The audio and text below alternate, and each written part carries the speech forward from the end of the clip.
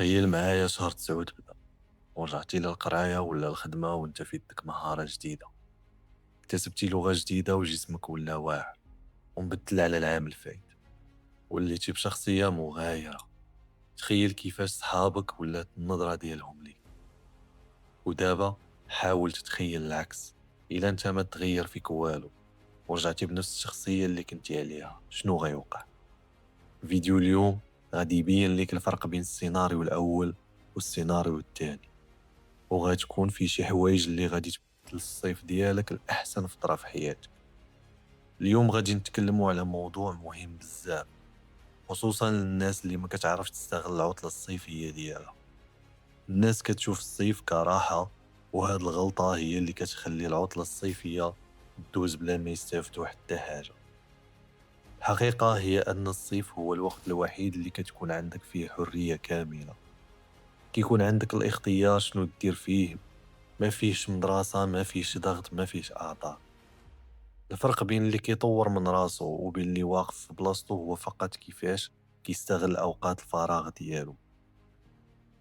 فأول حاجة نبغيها منك أخويا ولا أختي هو أنك تجلس مع راسك لمدة ساعة، تبعد على التليفون وأي حاجة ممكن دير لك ديستراكشن.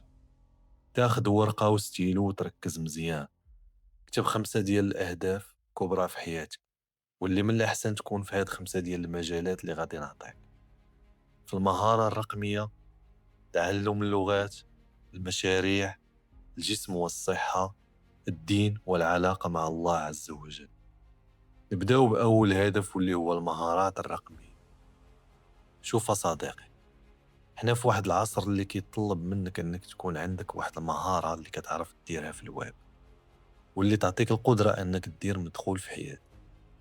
من بين هاد المهارات واللي نقدر نضمن لك انك الا تعلمتيهم غادي تولي قادر دير مدخول في الويب: مونتاج فيديو، تصميم، والتسويق الرقمي. من بعد الا بغيتو ندخلوا في التفاصيل ديال كل وحده من هادو، فراه نقدر ندير لكم فيديو خاص على الانواع ديالهم وكيفاش تعلموهم. تاني هدف، تعلم اللغات. شوف اخويا ولا اختي، باش ما نكذبوش على ريوسنا، حاليا اللغه الاكثر انتشارا والاكثر قيمه فهي اللغه الانجليزيه. داكشي باش خاصك ضروري تبدا تتعلم هاد اللغه، حيت اي حاجه درتي ليها روشيرش في الويب فراه غادي تلقاها بالانجليزيه موجوده. وانت في واحد المرحله ديال البناء اللي خاصك تتعلم فيها وتبحث فيها على المعلومات، فضروري تحط هدف تعلم الانجليزيه بين عينيك. ندوزو للهدف الثالث واللي هو المشاريع. في هذا الوقت صديقي ضروري انك دير واحد المشروع، وخا يكون صغير لكن يدير لك واحد المدخول اضافي في الحياه، خصوصا الا انت مازال كتقرا. تقدر دير قناه في يوتيوب او لا تخدم فريلانس او تبيع ديجيتال برودكت. وهذا الشيء علاش قلت لك في اول فيديو خاصك مهاره رقميه باش تقدر دير مشروع خاص بيك اونلاين. الهدف الرابع، الجسم والصحه. الجسم ديالك راه ماشي مجرد شكل، راه هو الطاقه ديالك، هو الثقه ديالك. ملي ما كتاكلش مزيان وما كتنعسش مزيان وكتبقى غير جالس، حتى العقل ديالك كيبدا يضعف. اغلبيه ديال الناس كيقلبوا على الموتيفاسيون، ولكن الحقيقه الجسم القوي كيتبنى بالديسيبلين ماشي بالمور.